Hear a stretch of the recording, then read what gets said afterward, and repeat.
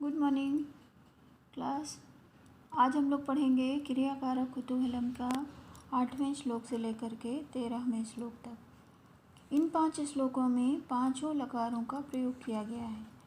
8वां श्लोक जिसमें लट लकार का प्रयोग किया गया है इस प्रकार है, इसको पढ़ते हैं। पापम निवारयति योजते हिताय गुहम निगूहति गुणान प्रकटीकरोति आपद्गतं च न जहाति ददाति काले सन्मित्रं लक्षणम इदं प्रवदन्ति संता। पापम निवारयति, पाप कर्मों से हटाता है या दूर करता है। योजते हिताय, हितकारी कार्यों में लगाता है।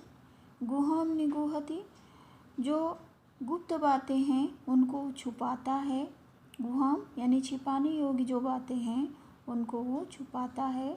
गुणान प्रकटीकरोति, गुणों को प्रकट करता है। आपद्गतम, आपत्ति के काल में या मुसीबत के समय, आपत्ति काले, आपत्ति के समय च न जहाति तदाति काले, वो छोड़कर नहीं जाता है, साथ देता है। सन्मित्रम लक्षणम इदं प्रवदन्ति संतः, अच्छे मित्रों के संतों ने यही लक्षण बताए हैं। एक बार और देखेंगे। पापम निवार्यति योजते हिताय, पाप कर्मों से हटाता है, हितकारी कार्यों में लगाता है। छिपाने योग्य या गुप्त बातों को छिपाता है और गुणों को प्रकट करता है। आपद्गतम च न जहाति ददाति काले, आपत्ति काल में छोड़कर नहीं जाता है, साथ देता है। सन्मित्रम लक्षणम इदं प्रवदन्ति संतः, अच्छे मित्रों के संतों ने यही लक्षण बताए हैं। देखिए इसमें करोति, जहाति, ददाति, निवारयति, इस सब में लट लकार का प्रयोग किया गया है। इसका शब्दार्थ देखेंगे। निवारयति, नि उपसर्ग व्री धातु अणिच प्रत्यय से निवारी और लट लकार प्रथम पुरुष एक वचन का, जिसका अर्थ है रोकता है। योजते, युज धातु अणिच प्रत्यय योजी और लट लकार प्रथम पुरुष एक वचन, जिसमें इसका अर्थ है, शब्दार्थ है लगाता है। निगूहति, नि उपसर्ग गुह धातु, गुह धातु छुपाने के अर्थ में प्रयोग की जाती है। लट लकार प्रथम पुरुष एक वचन, जिसका अर्थ है छिपाता है, जिसमें गुह्यम द्वितीया एक वचन, जिसमें गुप्त बात को। आपद्गतम, विपत्ति में पड़े हुए को। जहाति, छोड़ता है। ये इसका शब्दार्थ हो गया। अब हम पढ़ेंगे 9वां श्लोक। निदन्त नीति निपुणा यदि वा स्तवन्तु लक्ष्मी समाविशतु गच्छति वा यथेष्टम् अद्यैव वा मरणमस्तु युगान्तरे वा नय्यात् पथा प्रविचलन्ति पदम न धीरा। इसमें देखिए निदन्तु, नीति निपुणा, स्तवन्तु आदि जो शब्द प्रयोग किए गए हैं, ये लोट लकार का प्रयोग 9वें श्लोक में और किया गया है। तो देखिए निदंत नीति निपुणा, ये दोनों श्लोक एक ही हैं, अलग अलग करके संख्या बता दी गई है, लेकिन दोनों श्लोक एक ही हैं। निदंतु नीति निपुणा यदि वा स्तवन्तु, जो नीति निपुण लोग होते हैं उनकी निंदा करें, निंदन्तु निंदा करें, यदि वा स्तवन्तु या फिर उनकी स्तुति करें। लक्ष्मी समाविशतु गच्छतु वा यथेष्टम, लक्ष्मी आए अथवा स्वेच्छा से चली जाए। अद्यैव वा मरणमस्तु युगान्तरे वा, मृत्यु आज ही आ जाए अथवा युगों के बाद आए।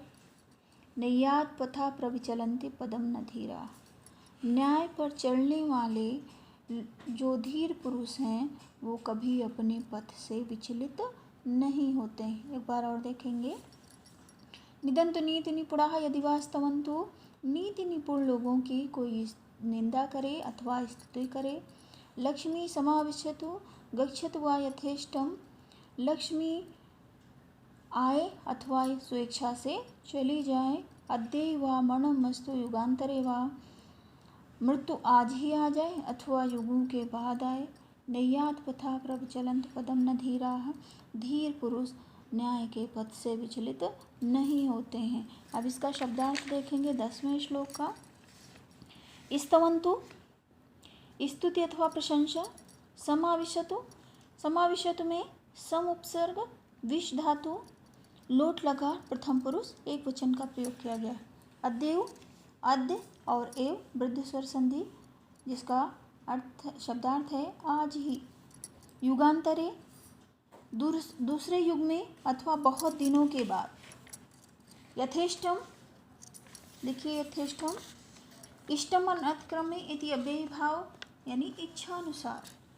प्रविचलन्ति हटते हैं। अखिलाः समस्त। देखिए ये इसका यहाँ तक हो गया शब्दार्थ। अब पढ़ेंगे हम 11वां श्लोक। अब इस श्लोक में लंग लकार का प्रयोग किया गया है, जैसे अशिक्षित अपठत आदि में लंग लकार का प्रयोग किया गया है। अपठत यो अखिला विद्या कला सर्वाः अशिक्षत अजानात् सकलं वेदं सा वै योगतमो नरः। अपठत जिसने सभी विद्याओं को पढ़ लिया है। अखिला सभी विद्याओं। जो अखिला यो माने जो अखिला विद्या संपूर्ण विद्याओं को या समस्त विद्याओं को अपठत पढ़ लिया। कलाः सर्वाः शिक्षित और सभी कलाओं को सीख लिया है। अजानात् सकलम वेद्यम और जानने योग्य सभी बातों को वो जान गया। सा वै योगतमो नरः वही श्रेष्ठ नर है या मनुष्य है। एक बार और देखेंगे।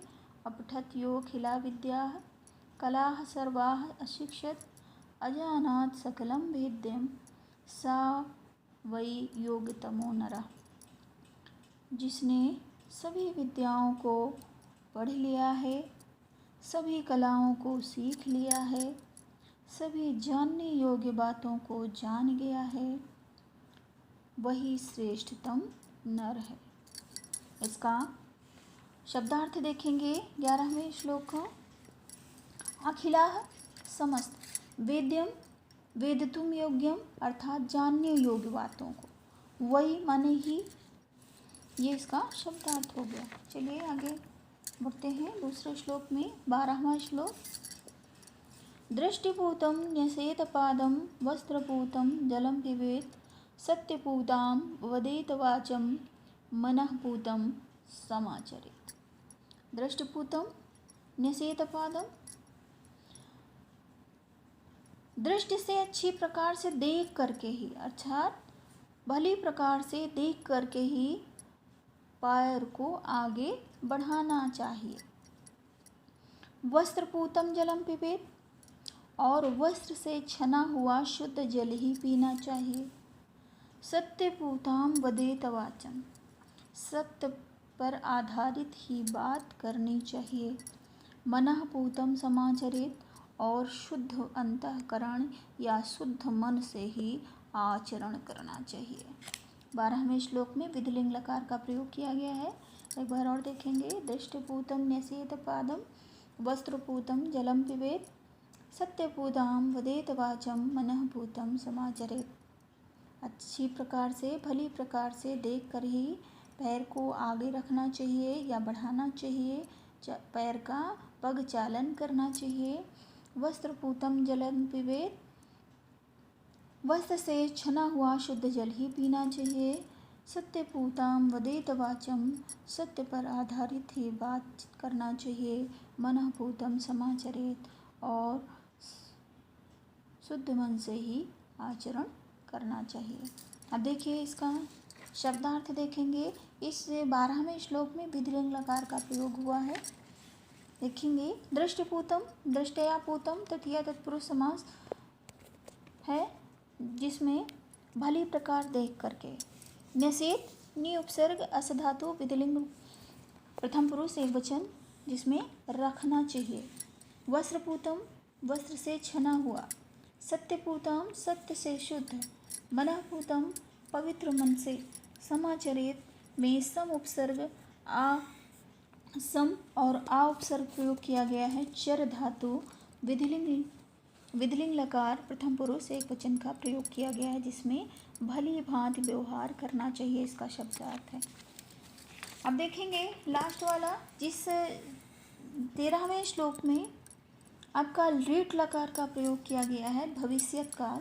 देखेंगे, रात्रि गमिष्यति भविष्यति सुप्रभातम भास्वानुदेश्यति हसस्यति पंकजश्रीः इत्थं विचिन्तयति कोशगते द्विरेफे हा हंत हंत नलिनी गज उज्जहार। रात्रि गमिष्यति, रात बीत जाएगी, रात चली जाएगी। भविष्यति सुप्रभातम, और सुंदर प्रभात हो जाएगा। भास्वानुदेश्यति हसस्यति पंकजश्री, और भास्कर यानी सूर्य का अनुकरण करते हुए पुनः ये पंकजश्री हंसेगी। इत्थम विचिन्तयति, ऐसा कोशुगते दुरेफे, किसी कमलनी के अंदर बंद भंवरा ऐसा सोच ही रहा था। हा हंत हंत नलिनी गज उज्जहार, हाय हाय उस कमलनी को किसी गज ने या किसी हाथी ने उखाड़ दिया। एक बार और पढ़ेंगे इसको। रात्रि गमिष्यति भविष्यत सुप्रभातम, रात बीत जाएगी, सुंदर प्रभात हो जाएगा। भास्वानुदेश्यति, सूर्य का अनुकरण करते हुए पुनः ये पंकजश्री हंसेगी। ऐसा विचार ही कर रहा था किसी कमलनी के कोश में बैठा हुआ भौरा कि हाय हाय उस नलिनी को, उस कमलनी को किसी गज ने उखाड़ दिया। इसका शब्दार्थ देखेंगे। सुप्रभातम, सुउपसर्ग प्रभात कर्मधारय समास का प्रयोग किया गया है। सुंदर प्रातःकाल। उद्देश्यति, उत उपसर्ग इण प्रत्यय लट लकार का प्रथम पुरुष एक वचन, इसमें उदय होंगे। कोशवते यानी कमल दलों के मध्य में स्थित, इसमें कोश गते में सप्तमी तत्पुरुष समास है। विचिन्तयति, वे उपसर्ग चिंत धातु शत प्रत्यय सप्तमी एक वचन का प्रयोग हुआ है। कमलनीम यानी नलिनीम यानी कमलनी, उज्जहार उत उपसर्ग ही धातु लीट लकार प्रथम पुरुष एक वचन का प्रयोग किया गया है। धन्यवाद।